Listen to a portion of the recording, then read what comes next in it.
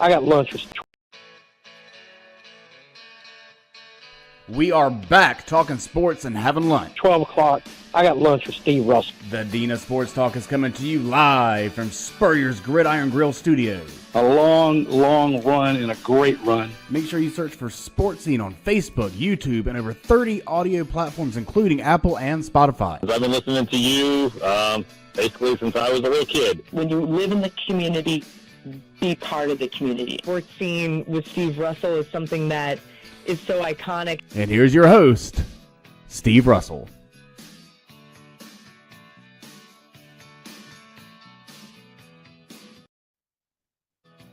Hello, welcome once again to another edition of our Sports Scene podcast. I'm Steve Russell. Thank you for tuning in, watching whenever you do. We appreciate you doing it today. If all goes according to Hoyle, Florida, LSU in a big softball series as the regular season's winding down. We hope to have LSU softball coach Beth Torina with us.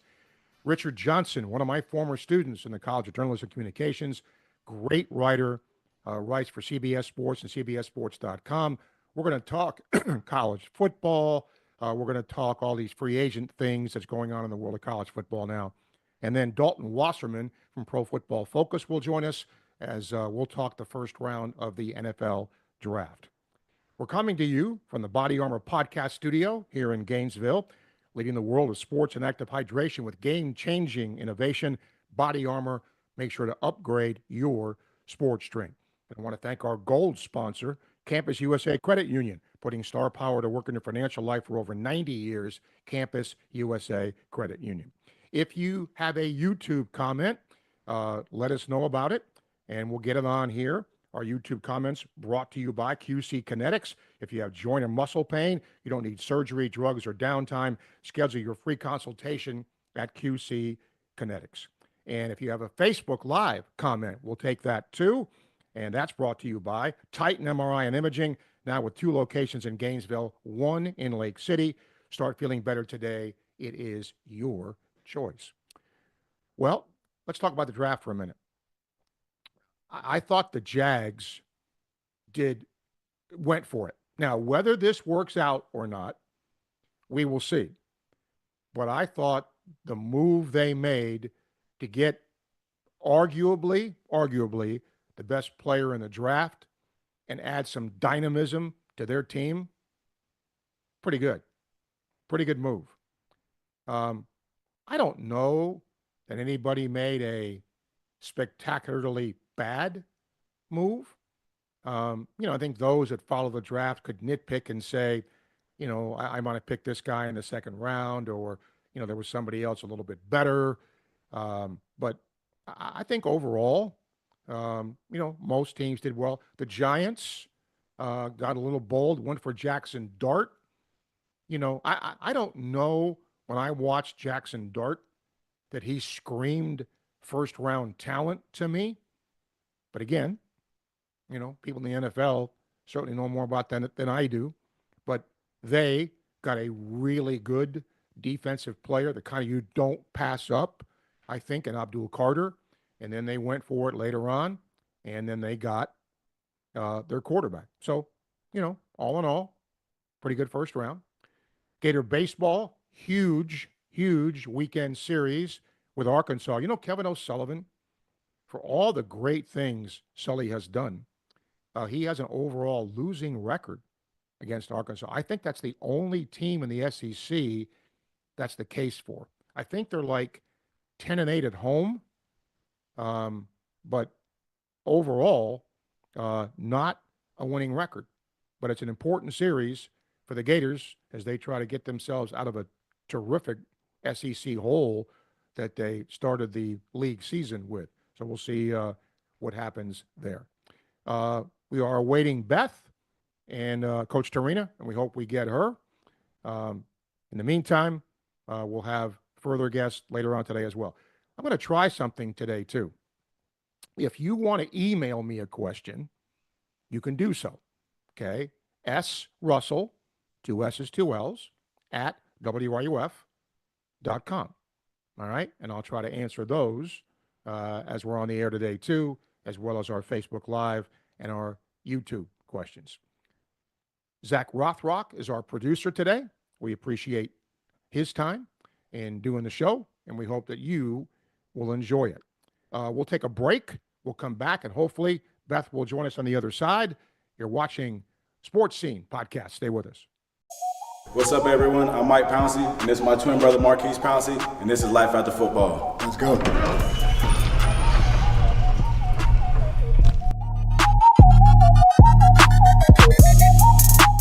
We are the owners of Tropical Distillery, and JF Hayden's is our liqueur brand. We have 5 different flavors: a mango, a lychee, an espresso, citrus, and key lime pie. We pride ourselves on not only being a Florida-made brand, but also a cocktail solution. With that being said, cheers and go Gators.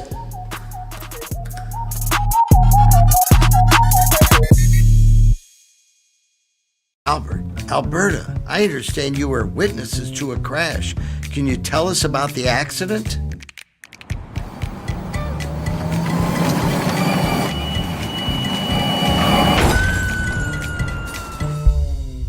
When you're in a crash, it's important to get witness statements immediately after the accident. Whether you're in a car, truck, motorcycle, scooter, or even a golf cart accident, at Meldon Law, we won't back down.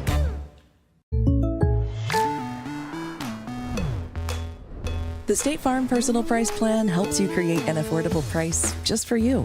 Contact local agent Roos Ogra for your personal price plan today.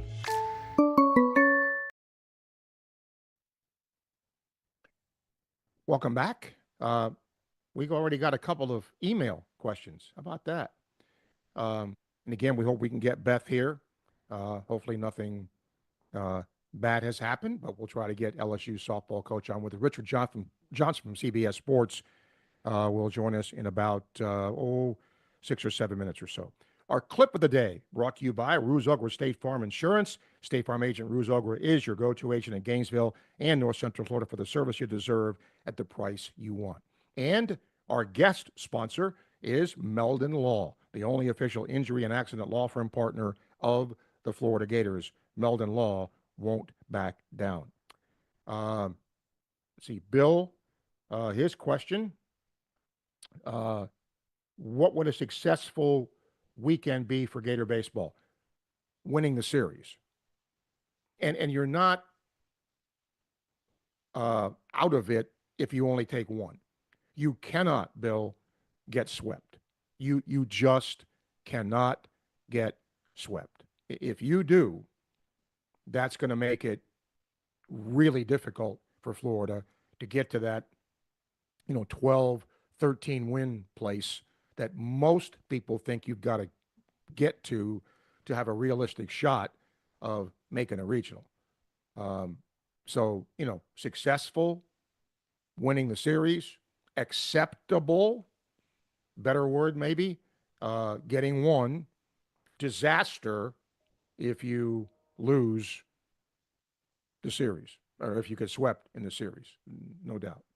And Tom's email, Steve, assess what you think of the transfers Gator men's basketball got. On paper, really good. But here's what I hope. I know now the expectation level for Gator men's basketball is going to be through the roof next year. And I hope fans will understand that, you don't win a national championship every day. They just don't happen all the time. It takes great coaching, great players, chemistry, a little luck, all of that. And the Gators certainly had that. But on paper, good. Now the question becomes, did the big fellas stick around or not? We'll see. I think it's right that they're testing the NBA draft waters to see, where they might go. I think that system's great. And I think it's a good thing to do. And I hope that if they decided to go, that nobody would hold that against them. The thing that I think we all have to get used to, folks, is there's probably going to be less loyalty now when it comes to athletes and staying in school at one school. That's just how this is. So for those of you who are upset that Aberdeen left, well, let's look at it as a job. Okay? When he was here, he accomplished something that very few players do. He's got that national championship in his pocket. So, do you go someplace? More money? Pros do it. Coaches do it. So, you're going to see players do more of this. So, we'll just see what happens with this. BB in an email, thoughts on Sanders. I was a little surprised that he fell out of the first round.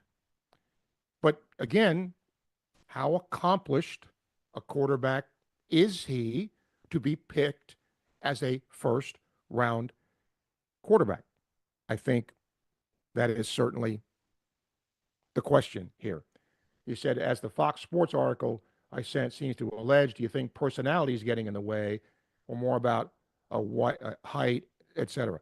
Look, Deion Sanders had personality, didn't he? He got drafted.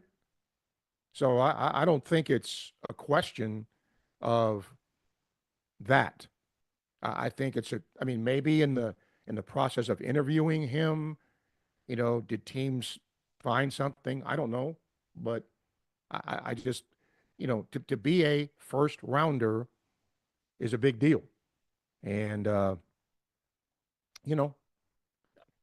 5 years from now, if he's successful, somebody may look back and say, yeah, he should have been a first rounder. We'll find out. Okay. I'm hoping, Zach, we're going to get Beth here. She just texted me and thought it was Central Time. So hopefully, let's go ahead and reach out to her again, and we'll try to get her on here, and we'll have to push back our other guest a little bit to get her here, but let's hope we can do that. Or, Zach, we can see if she can do after our 12:30 guest, whichever, can work. We'll just make it work like that. We can ask. I'll try to ask. It's great when you do a live podcast. It really is. Because sometimes, let me see if she can do what I'm asking here, and we'll try to make it work. You do the Sports Scene radio show, and that even happens sometimes too. If a guest doesn't come on, I'm on air, and that's just how it rolls sometimes. All right. We'll go ahead and take a break. We'll come back. We'll get Richard Johnson from CBS Sports on the other side, talk about what's going on with these athletes and what the future may hold. Stay with us here on our Sports Scene podcast. Meldon Law has been serving personal injury victims since 1971. In those days, Jeffrey Meldon's presence as an attorney in the music scene dubbed him with the nickname the Hippie Attorney. And although times have changed, two things haven't. Our commitment to bettering our community by helping the injured. Albert, are you ready to go to the game? And our love for the Florida Gators. If you bleed orange and blue, Meldon Law is the firm for you. The most important thing I learned from my father was work ethic and integrity. Never veer away from integrity, even if it costs you money. International Diamond Center owner Keith LeClaire. The core value for IDC is to protect the customer. That means offering the largest selection, uncompromising quality, the strongest warranties, and honest guidance from experts who are not paid on commission. International Diamond Center at Celebration Point. Online, shopidc.com. Titan MRI, North Central Florida's premier independent diagnostic testing MRI facility. At Titan MRI, we're focused on you, the patient, having a great customer experience. Our MRI equipment is modern and 75% quieter than any unit in its class. And our MRI unit has one of the largest openings of any of the newer high-strength MRI units, which allows comfortable scanning for potential claustrophobic and larger patients. At Titan MRI, we look forward to serving you.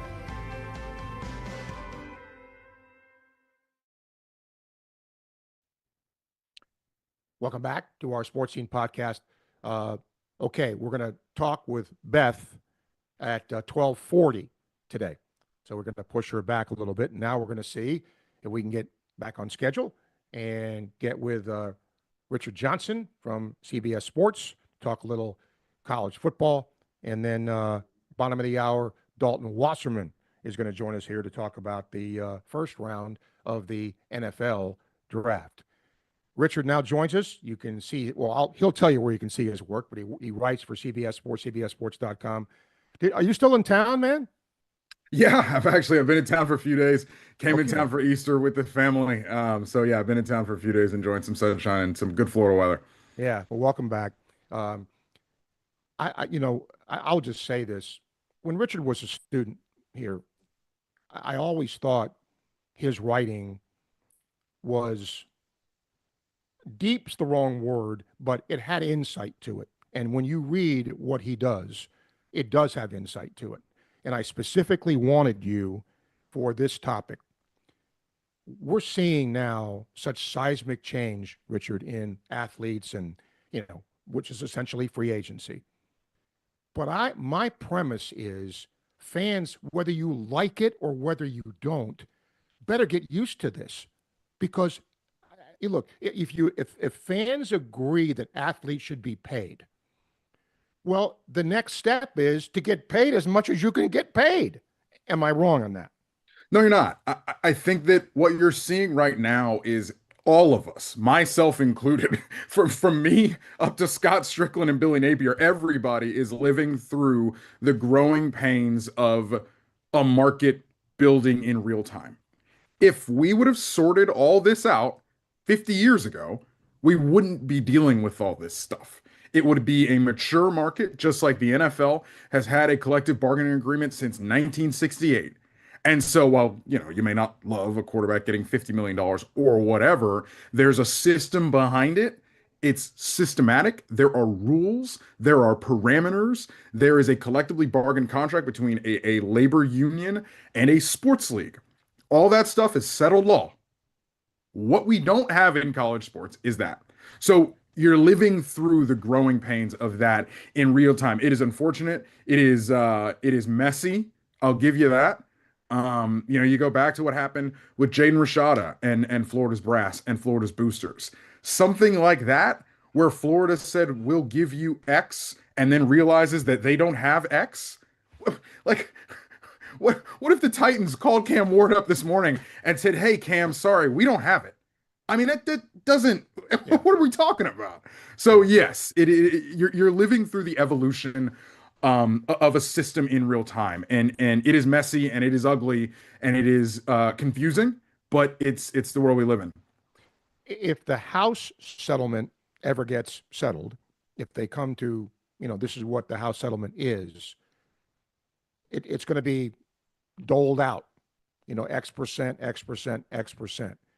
My fear, Richard, is you're going to see some of the non-revenue sports kick the dust. Do you agree with that?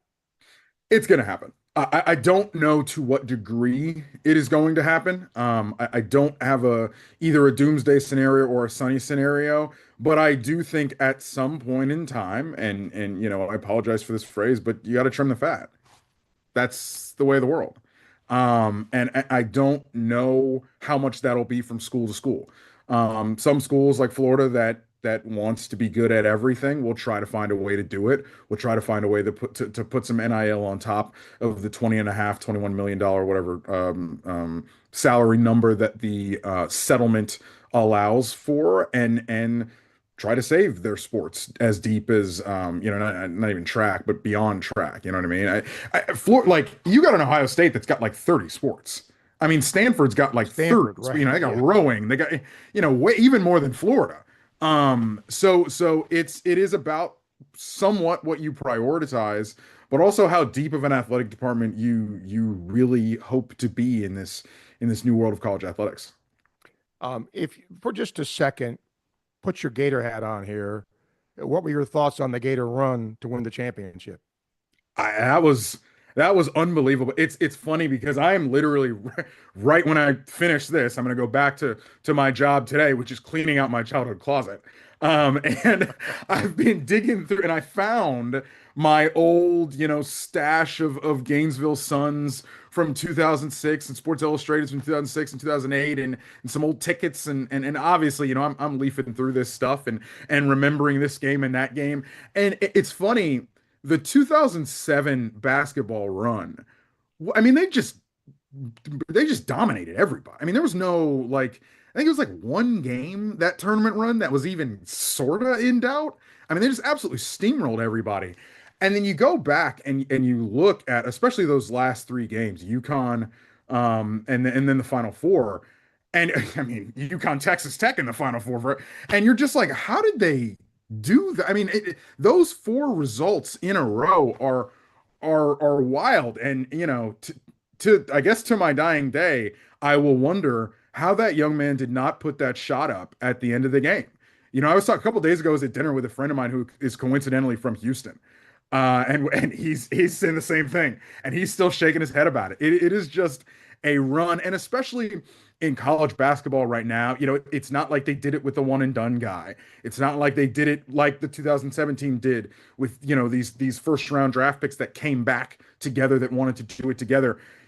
I do think as we get, more and more into this era, you will look back on Florida's run this year and think, wow, that was really, really rare the way that they did it. And I don't even know if Todd Golden would do it again.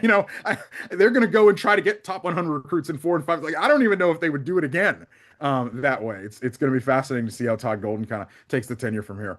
And wasn't it crazy to see how good the SEC was? I mean, look how many teams made the tournament. You talk about dog eat dog. That's just what this is. And you better keep up with the Joneses or you're not going to survive here. Oh yeah, you got to go, and it's just the amount of money that the most resourced conference in college sports, or the second most resourced conference in college sports, has decided that they want to be in on men's and women's basketball. To be fair, these are the results, and I just think the depth is stunning. I mean, what the league was 6 teams deep of like real deal, title contenders, much less all the teams that made the tournament at all. I'm going to watch the draft last night. Oh yeah. I watched that, and maybe I was tired. I don't know. But I didn't see, Sanders not in the first round, a mild surprise, but I didn't see a pick, Richard, that I just went, what a horrible pick. Did you? No, it was actually pretty chalky. The Jackson Dart is the one. Jackson Dart to the Giants was one where I was pretty confused. Obviously he's going to be holding a clipboard all season with Jameis Winston and Russell Wilson in front of him in that quarterback room. I mean, he may take 2 red shirts here for years for all we know. The Jackson Dart was a bit of a surprise.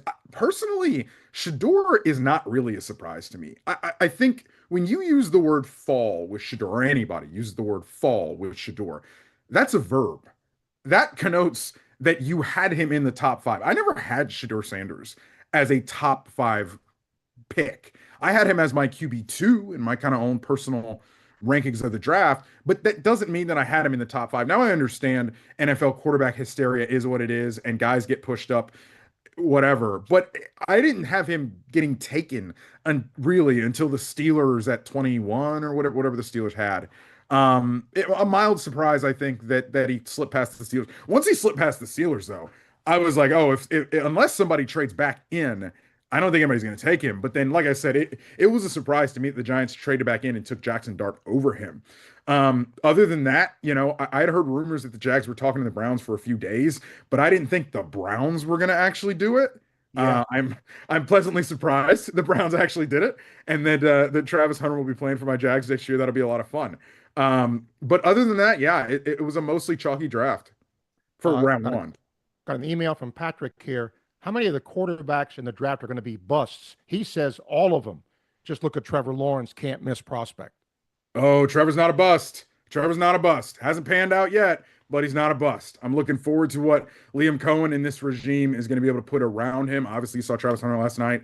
They got to fill that roster out with the other 8 or 9 picks that they have over the next couple days. I'm very fascinated, but I think what what plays in the favor of most of these quarterbacks, at least the rest of them, is I think they're all pretty much going to be accurately drafted. I mean, it's day 2. They're all day 2 talents at best. I don't think Quinn Ewers will be taken in day 3, I assume, and Quinn Ewers is a day 3 talent.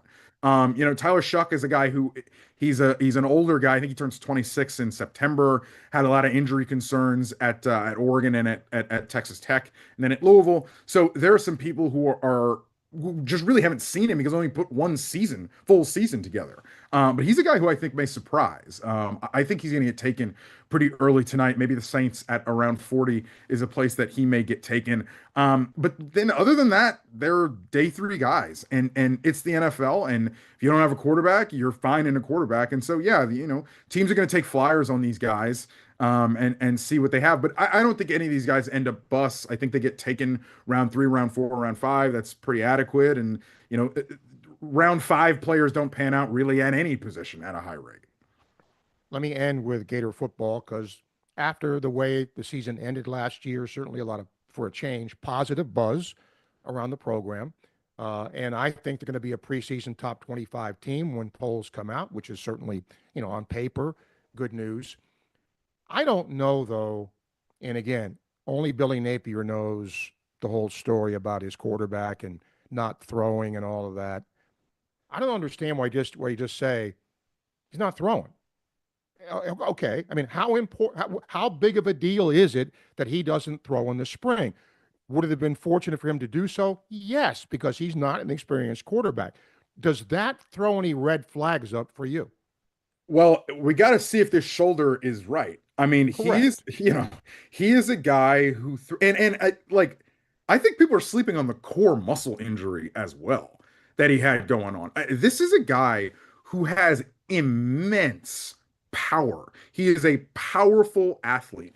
And especially when you are throwing at the velocity that he throws the ball, that power comes from your core even more so than it comes from your shoulder. Your shoulder is kind of the outlet. The arm is the outlet, but the driver, the engine, is your core. So, you want to make sure that is in the right place as well. You'd rather not be injured than injured. But yes, he's not throwing. We're sitting him down. It's a long-term thing. We hope to have this guy for 2 or 3 years. Say whatever you need to say. But yeah, the way it came out was a little weird. I just think you put out a press release or whatever, a week before spring practice, and you say, hey, we're shutting him down because he has this surgery or that. And then you take the questions on day 1 and of spring ball, and it is what it is. Yeah. Last thing, I want to end with a college football thing. The SEC is going to be really, really tough again, obviously, and Florida has the same league schedule. If Florida wins 8 or wins 9, given its schedule, but doesn't make the playoff, is that going to be good enough to appease the masses? I think so. It's got to be the right 8 or 9, though. Like this year, the sequencing on it was right. And my thing with the schedule debate all summer, last summer, was you don't know how good these teams are going to be, and you don't know. Florida State went 2-10, right? You do not know how good that schedule is going to be. They beat LSU, they beat an Ole Miss. They were dangerous against Tennessee. They were more dangerous against Georgia than I think anybody thought. It panned out differently than what you thought heading into the season. And I think the same holds for this year. You do not know how good those teams are going to be at what point they fall on Florida's schedule. It's just a different deal. So yeah, I think if they can get to an 8, definitely a 9, I think you look at it and you say, okay, it's a team that has kind of gotten the floor right. Again, this was, people don't want to hear it. I know people don't want to hear it, but it was always going to be a longer term build than people wanted. I understand the expectations. I understand what people want this program to be. I get it. But you've got the guy, and you've got a guy that people are flocking to play with in DJ Lagway, who won't. So give it some time. They're going to be young this season. I think that's going to be, and I think they're going to be a lot like the 2007 Florida team. Now, I don't know if they're going to have a 2008 and a 2009 to come after that, but I do think they're going to be a lot like 2017. I think they could end up being, as wildly frustrating as that team was, but I think there's going to be some times when you're going to see it. You're going to see what he's building, and you're going to see what the future could really bring. Where can people see your work? CBS Sports, CBSSports.com, CBS Sports HQ, also podcast Split Zone Duo, SplitZoneDuo.com. Always appreciate Richard Johnson being here, and I appreciate you. Thank you. We'll stay in touch. Thanks, Steve. You got it. Richard Johnson, really good guy and a really, really good writer and reporter. We'll take a break, come back. When we do, we're going to talk NFL draft in specifics with Dalton Wasserman from Pro Football Focus. Stay with us. Meldon Law has been serving personal injury victims since 1971. In those days, Jeffrey Meldon's presence as an attorney in the music scene dubbed him with the nickname the Hippie Attorney. And although times have changed, two things haven't: our commitment to bettering our community by helping the injured. Albert, are you ready to go to the game? And our love for the Florida Gators. If you bleed orange and blue, Meldon Law is the firm for you. The most important thing I learned from my father was work ethic and integrity. Never veer away from integrity, even if it costs you money. International Diamond Center owner Keith LeClaire. The core value for IDC is to protect the customer. That means offering the largest selection, uncompromising quality, the strongest warranties, and honest guidance from experts who are not paid on commission. International Diamond Center at Celebration Point. Online, shopidc.com.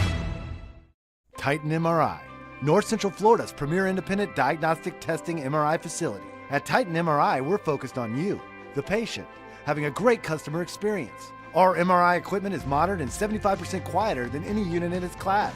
And our MRI unit has one of the largest openings of any of the newer high-strength MRI units, which allows comfortable scanning for potential claustrophobic and larger patients.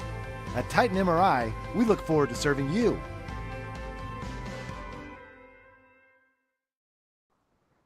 Back with our Sports Scene podcast, coming to you from the Body Armor podcast studio here in Gainesville. Body Armor leading the world of sports and active hydration with game-changing innovation. Body Armor, upgrade your sports drink. Our daily guest sponsor, brought to you by Meldon Law, the only official injury and accident law firm partner of the Florida Gators. We talk the NFL draft with Dalton Wasserman from Pro Football Focus. Dalton, let's talk, first of all, about the Jaguars. I'm watching and I see that, and I almost jumped out of my chair. For that organization, for that franchise, which has struggled. Now, we don't know how this is going to work out, but for this night, I thought it was a really bold move to make. Do you agree?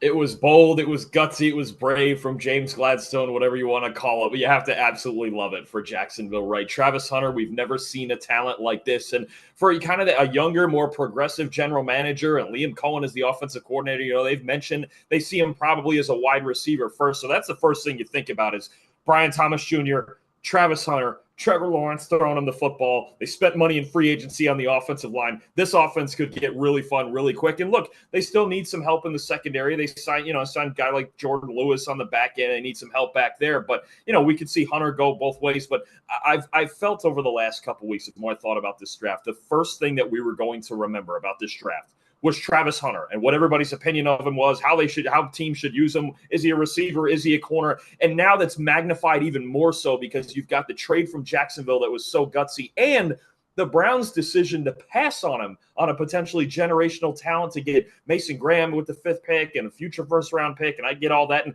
I get it from the Browns' perspective of taking a long-term approach, but, man, it's really going to be debated for a long time if they should have passed on him too. Tell me if you agree with this. Just in my mind, if you're going to play him both ways, I'm not saying he shouldn't be a receiver, but let's just play this out. Is it easier to start at corner and then play him a little bit at receiver? Wouldn't that be the easiest way to go if you were going to two-way him? I think that's generally the thought because offensively, just like part-time players on offense that played, say, 25 to 30 snaps, you can design looks for them and you can just kind of think up ways, draw up ways to get them involved because you have the football and you control that part, right? The offense is always the first one to take the first step, right? Whereas on defense, there's two things. One, you're reacting, and it's possible that if he's going both ways, you get offenses that attack him more often and try to wear him down. And two, you don't have a choice on defense. You have to hit. You have to be physical. You have to tackle. We even saw at Colorado, look, and they didn't run the ball much anyway. He was playing receiver. When they were running the ball on a rare occasion, he's taking the play off a little bit. He's not going to get down there and dirty and blocking people and cracking linebackers and do all that. You kind of get a choice to play a little more finesse on offense, whereas on defense, you have to hit, and that can take a toll, especially at the NFL level. So, yeah, there is a thought that corner and then working back to receiver would make a lot of sense, especially schematically because, again, it's easier to draw things up on offense, but it seems like they're leaning offense first, and then they'll see where the two-way – they'll play it kind of fluid and see where the two-way situation goes. Were there any picks for you that were head scratchers? The two, or maybe three, I'll go with two that jump out at me. Tyler Booker, I'm surprised, went 12th overall to Dallas. Look, I thought this is someone who might have been more of a borderline first-round guy. Maybe a team like Houston or Baltimore on the back end takes him, or he dips into the second round. Just the lack of athleticism concerns me. But I was a bit surprised considering needs at receiver and in the defensive front, especially, that this is the direction the Cowboys went, was with Tyler Booker. When I thought it was, honestly, I thought it was possible based on his talent that he could have got to the second round. Now, teams love his intangibles. We saw 3 interior offensive linemen all go in the first 24 picks, which I was very surprised by all 3 going in the top 24, which leaves us kind of bare for the second round here because these are 3 guys that I thought were maybe borderline first, second round guys. But Booker to Dallas is the first one. And then I was really surprised by Tampa going receiver. Of all things on their team, that they have so much depth already. Evans, Godwin, McMillan, even a guy like a fourth guy like Trey Palmer. They have so many pass catchers already, and they have needs on defense. Maybe they're just taking advantage of, look, we really like this player. He was the highest player on our board at the time, and there's a lot of defensive depth in this draft we can get it that Jason Light can get into later. But that was maybe the most shocking pick for me that I was not prepared for, was Emeka Egbuka going to Tampa Bay. Let's dig into that a little bit, because I see your point, because they had certainly other needs. But if Evans, even though he's really productive still, he's been hurt, getting older. Godwin's been hurt, getting older. So is that sort of a future pick given where those guys are? So it's funny because signing Chris Godwin to a 3-year extension, I thought may have prevented them from making a pick like this, because I think Egbuka's skill set is pretty similar to Godwin. But the big thing there is, sometimes I think we saw this with a couple other picks too. Sometimes he kind of hedge, right? And Mike Evans is going into the last year of his contract, and he's going to be, 33 years old by the end of that. So you sit there and think, okay, is he still going to be productive? Is he just that much of an alien where he's still going to be great? Is Jalen McMillan's, is his production and playing time going to go down because of this? But I think you kind of hedge. I think you see GMs do this sometimes where they hedge from a year out ahead of time. And if they like a player enough, there's some GMs that just believe in. I think Jason Light's in this boat. If you like a guy enough and he's the highest guy on your board by a good margin, no matter what the position, just take him and figure it out later. And I get it. And look, they're loaded. I mean, you can't talk about Tampa Bay without calling them one of the 3 or 4 best receiving corps in the league. And now you add Egbuka in there with that. With all those guys, there's an endless number of weapons. They can get defensive help on day 2 and 3. Again, this is a more defensive draft than last year's. A boatload of talent on defense. I was surprised considering we just got the Godwin extension and the skill sets are so similar, but they find ways to make it work down there in Tampa. I thought Jackson Dart was a reach for the Giants in the first round. Do you? I agree. Look, I'm a huge fan of Shedeur Sanders, and I know that's the most divisive, polarizing player there is, and now TV ratings are going to be off the charts because he's still on the board for the Browns, or maybe the Raiders or the Saints, or maybe our Jets. Who knows? I don't know if they would actually do that either. I'd love it for them to, but it's a reach for me. I like Sanders better than Dart. Dart's been getting a lot of momentum through the pre-draft process, and I just think for me it's the big adjustment between the offense he ran with Lane Kiffin, where only 40% of the dropbacks were really true dropbacks compared to a guy like Sanders or Cam Ward, who were up around 64%. It's an offense where he was very much incubated, got to throw a lot of single coverage, deep shots that aren't as easy to come by in the NFL. I think he racked up a lot of numbers against the lesser competition out of conference that Ole Miss played. So, look, do I think it's more ideal for him to maybe sit this year behind Russell Wilson? Sure. There's also a lot of pressure on Brian Dable and Joe Shane to win, and this better work. I mean, they have basically staked their jobs to Jackson Dart. If that's what they felt they needed to do, then so be it. It's not a move. If I was making that same trade up, I would have taken Shedeur Sanders. You know, I'm a big fan of him. He's incredibly accurate, all things he can do at Colorado, but still on the board. And this is the way it shook out. And they've pinned their franchise on Jackson Dart now. All right, let's look ahead to day 2 of the draft. Who's some guys you think are going to go pretty early? I still think Shedeur is going early. You have the Browns, you have the Raiders, you have the Saints, even the Jets sitting there in the first 10 or so picks of this second round.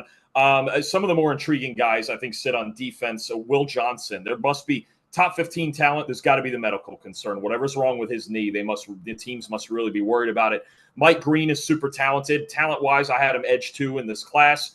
Might be the character concern thing dropping him off. I'm surprised Donovan Ezeraku, too, off the edge, got out of the first round. He's a fantastic football player off the edge out of Boston College. And then there was one of the big receivers, Luther Burden. I think Luther Burden is a first-round talent, a top 20 talent. I think somebody very, very early, possibly even the Tennessee Titans, to put him with Cam Ward. They're going to get a really good player in Burden. We have him comped to Deebo Samuel. He's even faster than that. And Deebo went 36 overall when he got drafted. So it might just be a similar story where Burden got passed up in the first and becomes a star early in the second.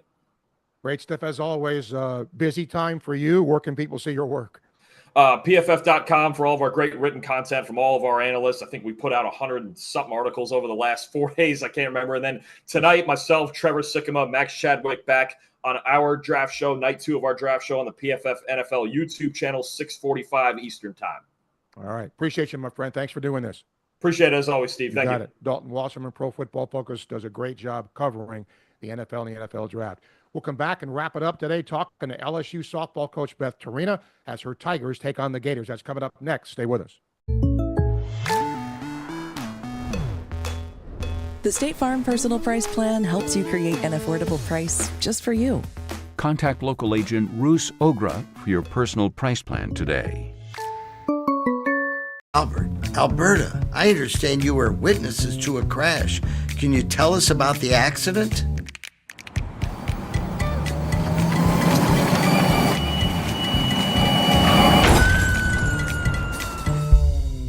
When you're in a crash, it's important to get witness statements immediately after the accident. Whether you're in a car, truck, motorcycle, scooter, or even a golf cart accident, at Meldon Law, we won't back down. Hi there, this is Coach Steve Spurrier, and I want to let you know that by popular demand, Spurrier's Gridiron Grill's delicious brunch is now served in a premium buffet. You have spoken, we have listened, and we're now serving Gainesville's only elevated buffet, complete with an omelet station, ginger sage chicken sausage, shredded short rib, and of course our chicken and waffles. Plus, you can enjoy bottomless mimosas and Bloody Marys. So join us every Saturday and Sunday from 11 to 3 for the best brunch in town.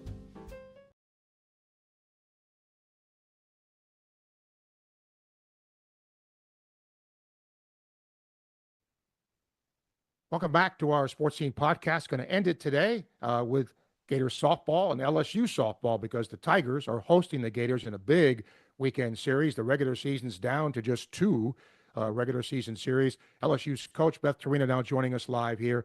Beth, just overview here of this series. How important is it for you in facing a good Florida team?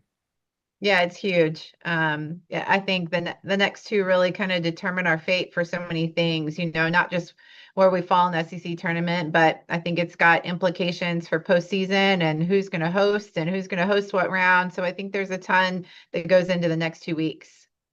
What's been the strength of your team this year? I would say our team is incredibly athletic, and I think, our speed has driven a lot of the things that we've done. And then I would say our offense has just continued to shine. We've been led by an incredible offense, has kept a lot of pressure on people with our speed. We've had 2 really good arms in the circle for us with Sydney Berzon and Jaden Heavner. Now Tatum Clopton's done really well too. So I think our team's been fairly well-rounded, probably led by the speed and athleticism of this offense. We were talking before Beth came on. Former pitcher at Florida, for those who don't know. But, how has it changed pitching-wise, Beth, from the time that you pitched? Yeah, I think it's tough for pitchers with all the video and data and information. I mean, I was just handed a sheet that shows how my pitcher matches up with the Florida hitters. And how we should throw them. And, I was telling you back in the day, it was like put down the sign and say a few prayers and, hope you get it by them. But I think it's tough to get hitters out 3, 4, 5, 6, 7 times, in today's game with all the information about them. I mean, we know the spin rate that they're throwing and the velocity, and we're setting our machine up to practice it. And, back in the day, it was like Larry Ray flipping us some front toss and hoping that it was going to be a good swing on a good pitch. Yeah. I looked at your numbers. If I'm wrong, tell me here. To have 400 hitters on a roster is pretty unusual. Discuss those players. Yeah, I think it's been a special offensive year for our team. Bryce Neal, who's led the offense, has just done an incredible job with keeping our hitters just excited and prepared and ready. So we have a few that have had a really, really good season. Macy Bajeron stands out, our catcher. She's been just having a great year and just works like a professional, acts like a professional. I think a couple of years in this program, she understands how to practice and how to prepare and what her needs are. It's worked really well with Bryce. And then we have just an outstanding freshman. Everyone in the country should be talking about her because she's incredibly special. And Tori Edwards, that's really led this offense and pushes the envelope, I think, not just for freshmen throughout the country, but for all hitters with the season that she's having. An incredible player, just with her power, her speed combination is just amazing. And then her brain, the way she's able to prep and just do things and understand hitting and what it takes to be in the box has been a really cool combination. Yeah, and doing my homework and research, 16 and 64 ain't bad for a freshman, that's for sure. When you look at Florida's group, Tim's team, what do you see? A lineup that never stops. Like you don't get down into like the 7, 8, 9 and think you can catch your breath. It's like, man, 7, 8, 9 is one of the best players out of the pack from last year, and a kid that's been in the SEC for 3 years, transfer from Alabama. I mean, it's like, it just continues to like tick down. You never really get to catch your breath. It's really, really deep, as deep as any lineup in the SEC, I'm sure. A lot of people talked about men's basketball and how many teams made the tournament. Well, we've already seen that in softball. We've already seen how many teams are in regionals and then get to super regionals. You often hear, Beth, it's a grind. And I get that it is, but I guess define that if you can, because I mean, you don't get a week off, right? But don't you kind of embrace the grind as you go along? Yeah, I probably have used that word, but I hate it. Like the grind. I feel the same as you. It's like, man, what an opportunity, what a privilege, what a cool thing that we get to face. I mean, last week we went on the road for 11 days to the state of Texas and we played 2 teams that were maybe not number 1 when we played them, but they were both number 1 within the 7 days surrounding when we played them. I mean, and Florida's been at the top of this thing too. So we knew we had 9 games here against people that have spent the majority of the year in the top 5. To think about a stretch of 9 games like that is a pretty incredible opportunity for your team to make some noise, send some messages, if it's not proven to the world, I mean, prove to yourself who you are. We feel like we won 19 out of the 21 innings at Texas, although the scores may not show it. We thought our team played pretty well. So I think that's what we're taking out of that weekend is that we can play with anybody in the country. We got to finish games, close games. We know some things we need to do better, but we're capable of staying in a ball game with anybody in the country. I'll end with this specifically. If you are to be successful against Florida, what's got to go right for you? Yeah, I think we have to play a complete game. I think our offense has pushed the envelope and scored runs and continued to do good things in every game. We out-hit all of our opponents from the last 6 games, and still didn't come up on the right side of it. So it needs to be a complete game with pitching, defense, and the offense needs to just continue to do what they've been doing. All right. LSU, Florida, this weekend in Baton Rouge. Beth Torina, LSU's coach, joining us here live on the podcast. Thank you. I appreciate your time. Thank you. Good talking to you. Beth Torina joining us here. We'll take a break. We'll wrap up our podcast for today. Stay with us. The State Farm Personal Price Plan helps you create an affordable price just for you. Contact local agent Roos Ogra for your personal price plan today. Albert, Alberta, I understand you were witnesses to a crash. Can you tell us about the accident?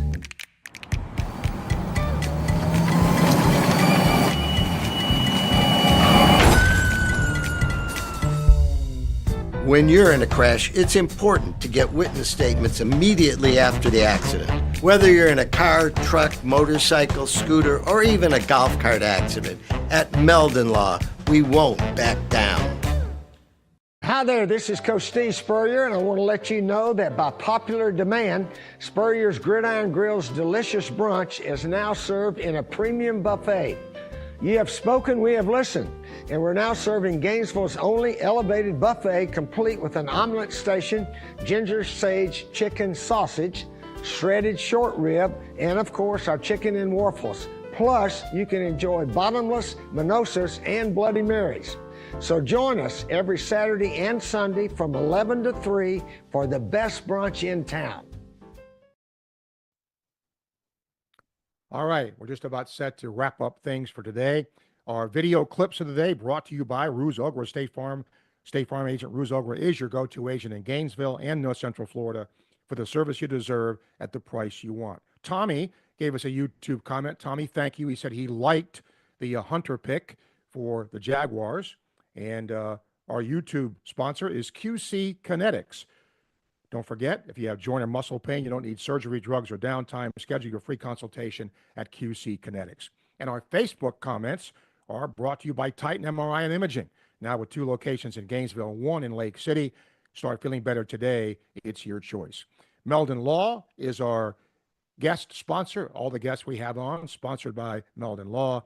And don't forget, our gold sponsor is Campus USA Credit Union, putting star power to work in your financial life for over 90 years. Campus USA Credit Union.